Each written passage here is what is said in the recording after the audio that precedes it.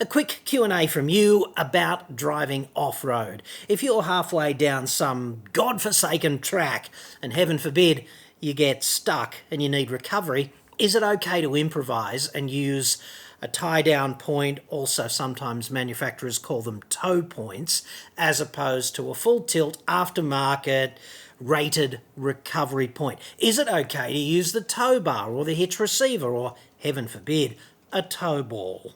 That's next.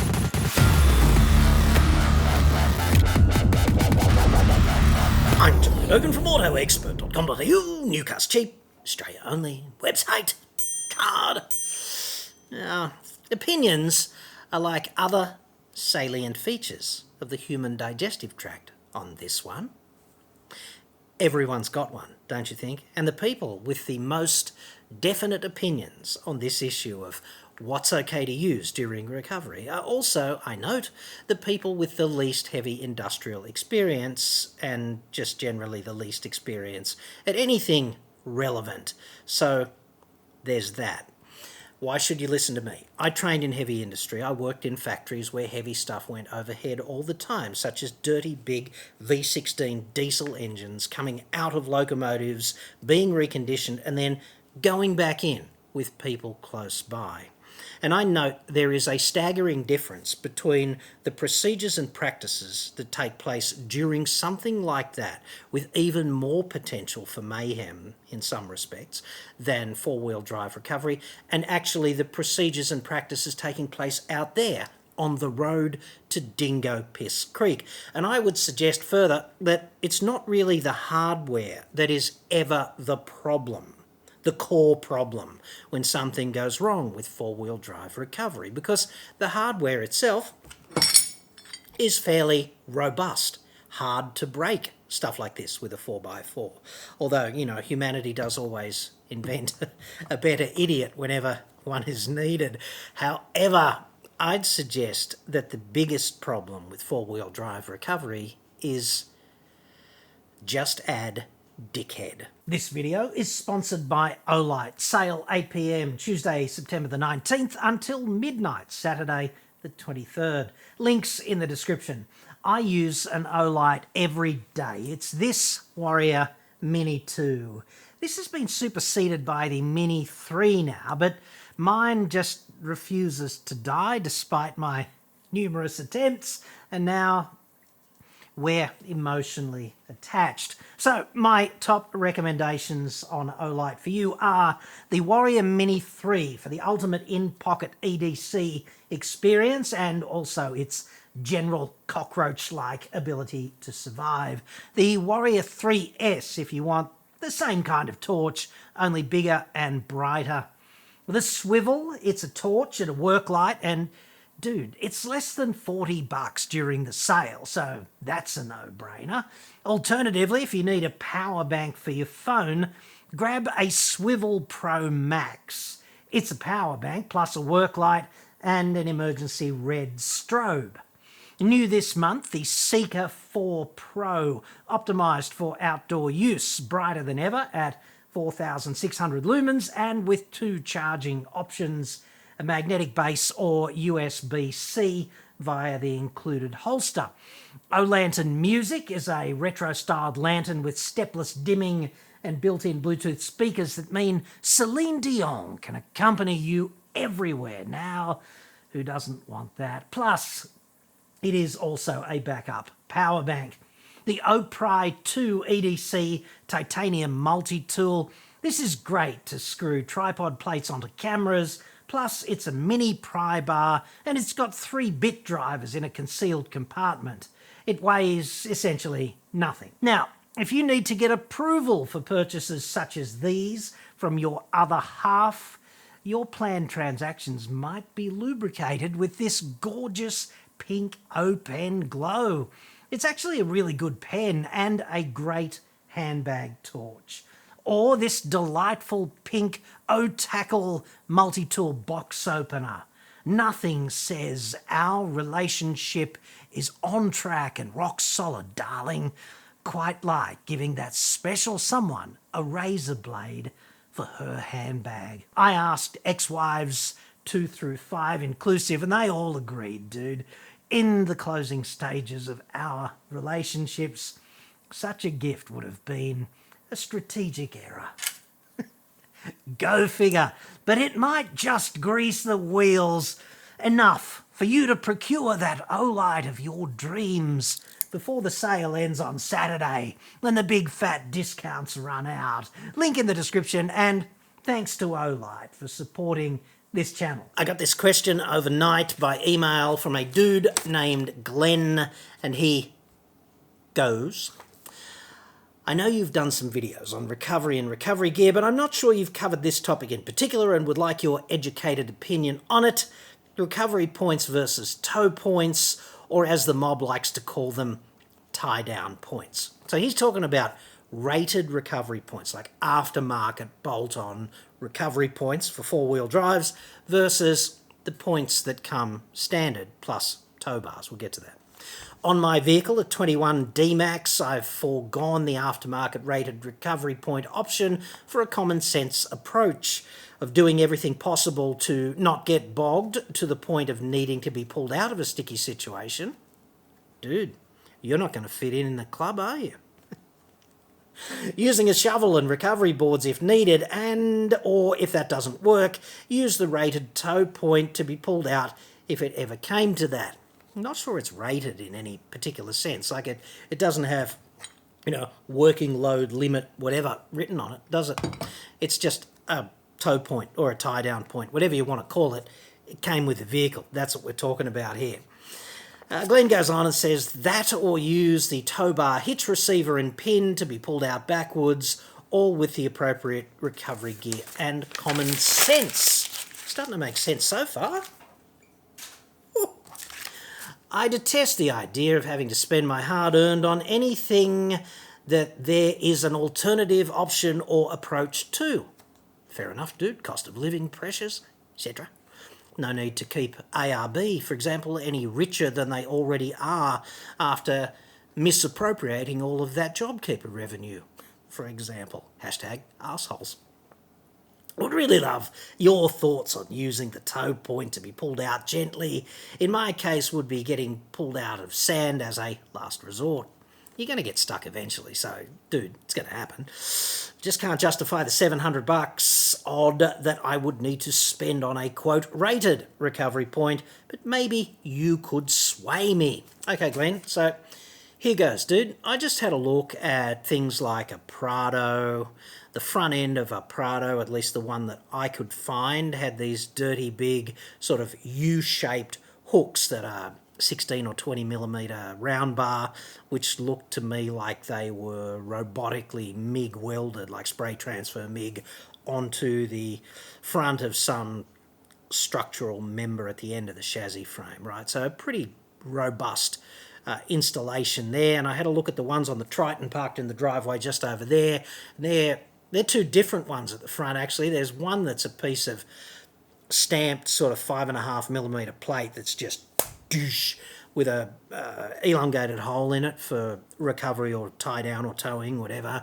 And then there's another one that's a piece of 16 millimeter bar, round bar, that's been also robotically welded, seemingly, into some other fabricated beams. And both of these points are cantilevers that are welded onto the main front chassis rails. So you would have to be a proper dickhead to break them.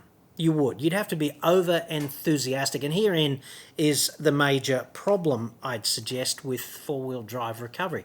There's no shortage of major dickheads doing it wrong, because the whole thing is an adventure. We're all part of a club and it's an adventure, and let's get out there and get the adrenaline out and just blow it by overcooking every recovery that we can.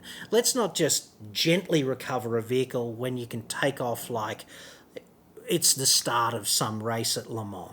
You've got to be kidding.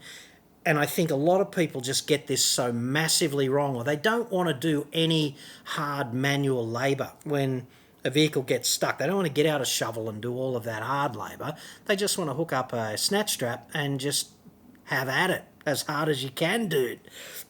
And this is laying the it's the footings for a building made of disaster, essentially, is what I'm saying. So on tow bars, they're pretty robust as well. Very hard to rip a tow bar out of a vehicle. Very hard to break a tow ball. Very hard to break a hitch. Very hard to shear off the pin that holds the hitch into the receiver. And yet, occasionally people manage all of these things, but they don't manage them without the installation of the better dickhead. And humanity always invents a better dickhead. So what I would say here is that there is an inherent absurdity in the concept of rated recovery points, right? And it doesn't matter what the rating is. It's absurd because you don't know and you can't tell unless you're a proper freaking Jedi. You can't tell what the loads are. So what point is having a rating like safe working load, or what they call it now, working load limit, 4.7 tonnes for the big one, 3.2 for the small one, okay? You can't tell what the loads you're imposing are during recovery. I just know, having broken a bunch of these in destructive testing laboratories, that you won't break the shackle, for example, because the factor of safety is like 7 to 1 or 8 to 1. So the small ones probably... See, didn't break then either, did it? The small ones probably not going to break until you get to about 26 or 27 tonnes when you pull it like this. And the big one is going to be in the mid-30s by the time it breaks. So you're not going to break the shackle, for example, but you are not going to know what the loads are that you are imposing. So it's incumbent on all of us, I think, when we're doing an activity like four-wheel drive recovery, to stand back and at the first instance just to say, well, we've all got to take personal responsibility for this, and our number one job is not just to beat our chest with our frickin' blue singlets on, it's to mitigate risk. And the best way to mitigate risk is to drive in a conservative manner and minimise the number of times you get stuck.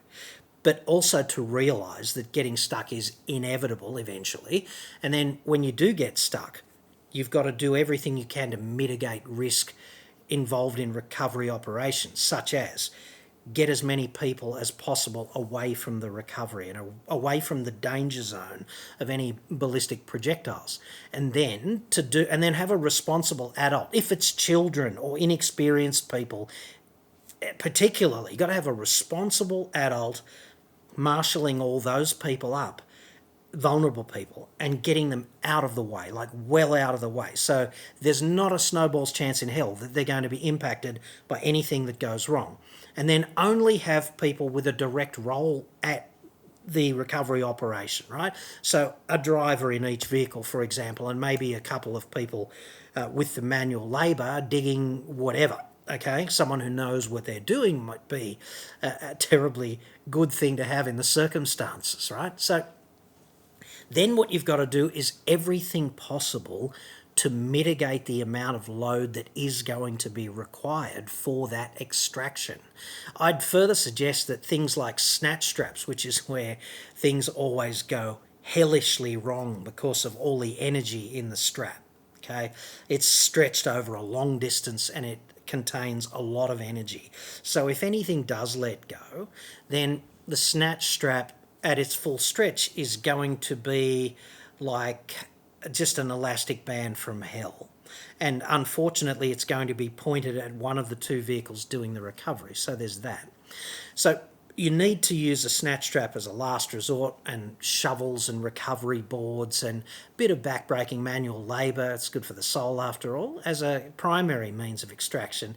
And then other things become possible, like you can use, instead of using a ballistic recovery device like a snatch strap, you could just do a tow-style recovery and see if that works, even if you've got to have 4 or 5 cracks at it. And the point I'm making with all of this is if you are conservative, if you don't introduce humanity's better dickhead into the process, then these standard fittings on the car, like a tow ball, a tow bar, yes, I did just say tow ball, like the tie-down points at the front or the rear, wherever they are and wherever you need them to be, they become viable options because you're not going to max them out. You're just going to hang a few 100 kilos off them, and nobody ever broke anything of that nature with a few 100 kilos of load. What happens is you put a shock load on something and yeah, you're going to break it. And if there's elastic strain energy elsewhere in the hardware, then it's going to become a projectile and then someone might die.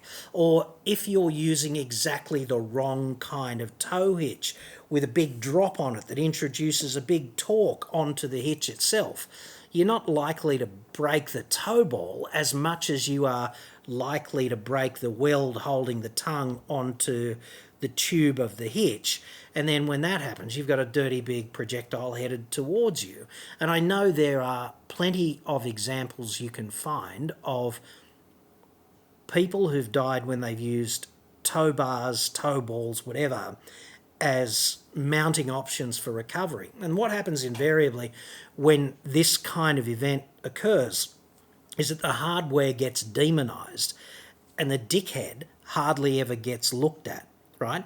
There's a cascade of dickhead decisions that always leads to the failure of the demonized hardware, like it's the wrong hardware for the job, or it's in spectacularly bad condition, or it's only hanging on by half a thread because nobody ever thought in the 20 years that the vehicle's been in service, nobody ever thought to check the bolts, etc. And then they had at it like a bull at a gate instead of just going for it conservatively. And we tend to be, in this country, specialists at demonising the hardware, and people will thump the table and say, don't put a strap over a tow ball, like, don't do it because on the 14th of November 19 whatever, someone died on some beach doing that. It's not tow ball that's the problem. It's dickhead is the problem, and the dickhead or dickheads leads to an event cascade where a piece of hardware fails. And so it's not the hardware, right? Because the dickhead will always find a path to disaster. However, you don't have to be one, is kind of what I'm saying here. This is oddly similar to the chat I always have with people who want to be able to take their four-wheel drive further in more challenging terrain or go faster in a performance car around a racetrack.